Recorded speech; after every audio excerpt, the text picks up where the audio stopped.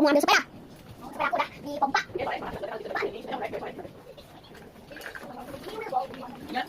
Wow, wajib. Lagi sekarang.